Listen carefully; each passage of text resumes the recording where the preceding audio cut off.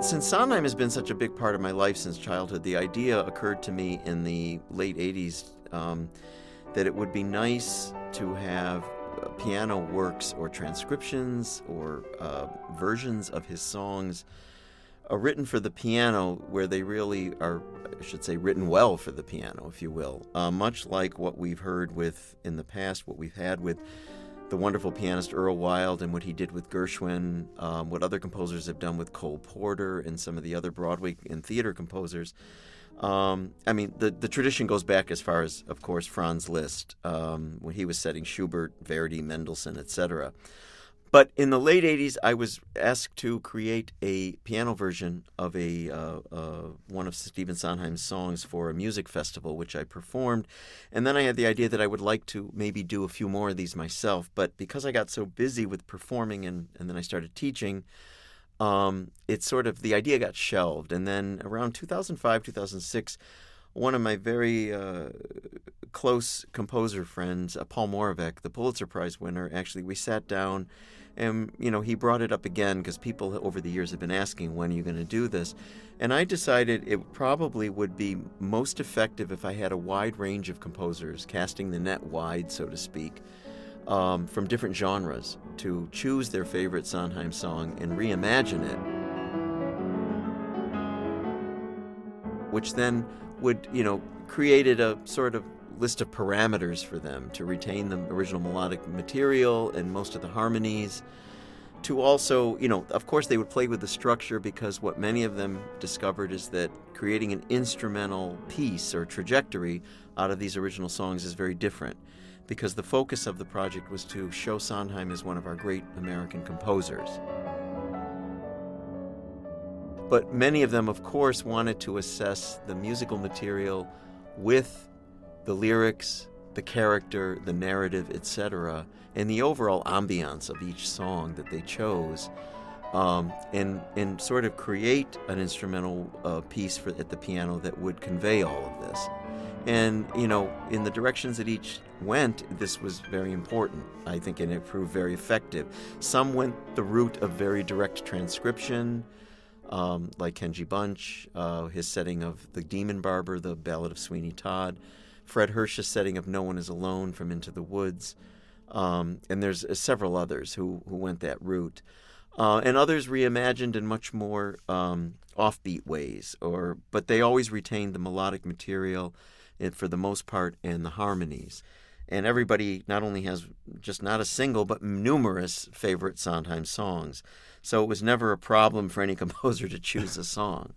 Well, that was the obvious question. You've got 36 different composers that you commissioned here.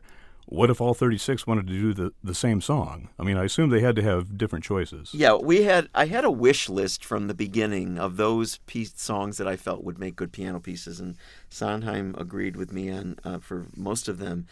But the composers didn't have to stick to that list. I wanted them to choose what they felt strongly about. They could. We always had the option that if two composers chose the same song, that was fine. It would just be two different settings. But what we discovered is that whenever a composer chose a song and a composer found out that someone else chose it, they would choose something else. One of the popular songs at the beginning was Finishing the Hat from Sunday in the Park with George. Mm-hmm. And Steve Reich snatched that up right away. So a lot of other composers wanted it, but once they heard that Steve Reich was going to do it, they chose differently. Yeah.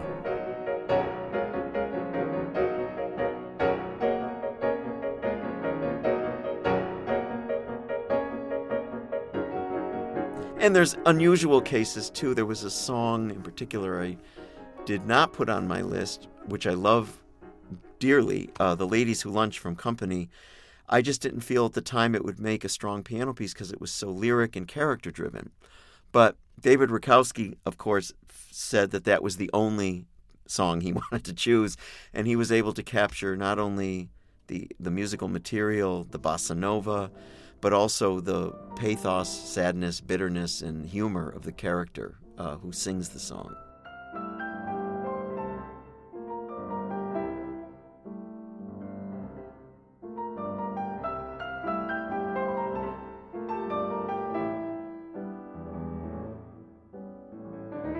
Let me ask you, you mentioned Sondheim as this great influence in these composers' musical development. But talk a little bit about his influence in your musical development. You mentioned somebody that you've followed since childhood. Sondheim, of course, I've always had a strong love for the film and theater.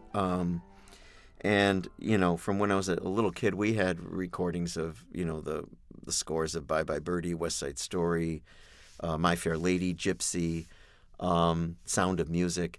All of these played a formative role. West Side Story especially had a very strong impression on me.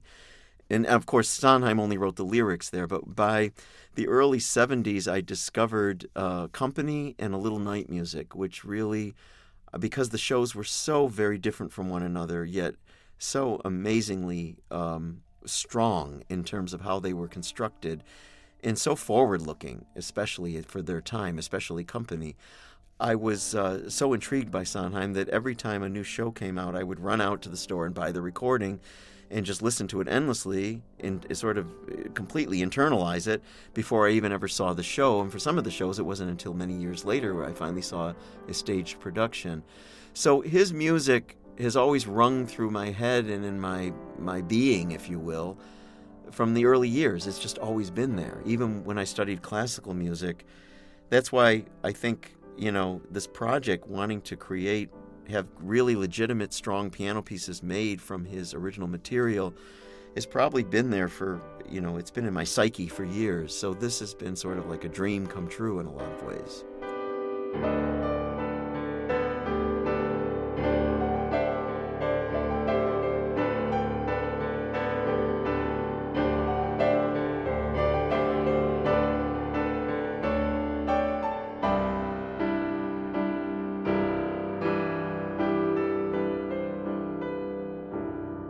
The title of the project and the 3 CD set is Liaisons, and that's a title that works on different levels. Can you talk about how that relates to the material? Well, we were playing around early on with titles for the project, and it was actually my partner, Tom Spain, who finally suggested I was thinking of using the word liaisons, and he said, just call it Liaisons. That's what it is. And I started to think about it. And I thought, yes, these composers, I am the liaison between the composer and Sondheim. They are the liaisons between his work and the piece that they're creating.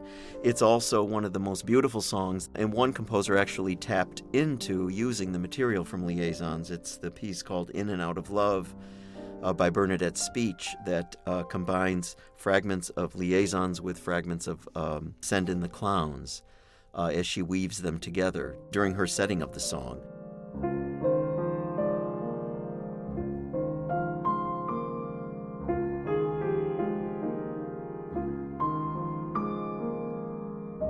Well, you have composers from many different backgrounds, obviously, and you're drawing a connection between all of them with the kind of the touchstone of Sondheim and his music. But isn't there kind of a larger liaison going on between people who perhaps are not well-versed in contemporary music, but maybe know Sondheim? Do you want to draw those in as well? Oh, yeah. I mean, one of the things I always tell audiences at the end of the concerts out of town is that, I say, for those of you who aren't familiar with Sondheim, I hope you are now intrigued to explore not only the work of each of these individual composers, but also to really listen to and find out more about the entire canon of Sondheim's work. And those that are familiar with Sondheim, I often ask, perhaps you heard something new or surprising. The diehards that love him so much, some of them have been critical of some of the pieces because they want to hear the original song almost exact at the piano. And some of these composers felt differently. There's a great example of that I can cite is Gabriel Kahane's setting of Being Alive from Company, where I had to ask him to rewrite part of the piece to really tap into the climax of the song, which is so now iconic to that a famous song in the 11th hour of the show.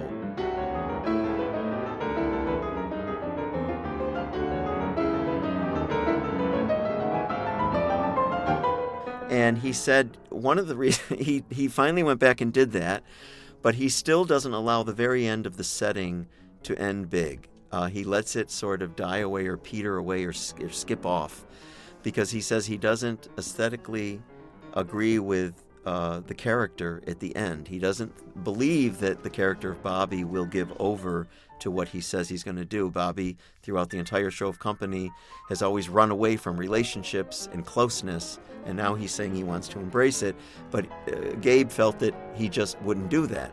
So every time he gives material, he sets material from the song, he will take it away from the listener. He'll bring it back, but he'll take it away.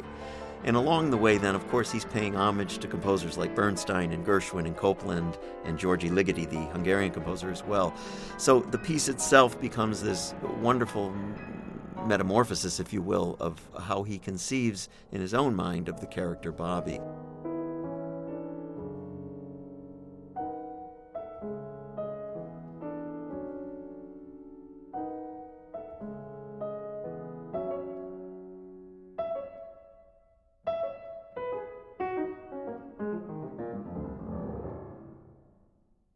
So for some listeners, that was a big challenge when they hear it. But for others, they were completely delighted that the composers got so creative with the reimaginings. And I think that each piece, again, is this marriage, if you will, between the original material and the composer's individual style. Once upon a time. Well, I love, for example, hearing Into the Woods for prepared piano. Yes, that's been very popular with audiences. He's an amazing composer and percussionist, Andy Akio.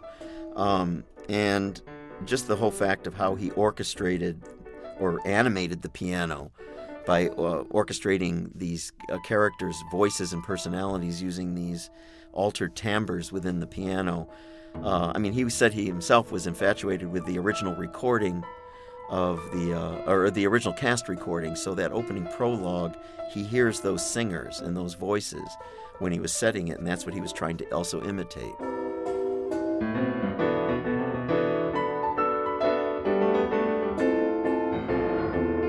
Pianist Anthony DeMar, we can learn more about you at your website, and that's just your name, right? .com, Anthony DeMar? Yes.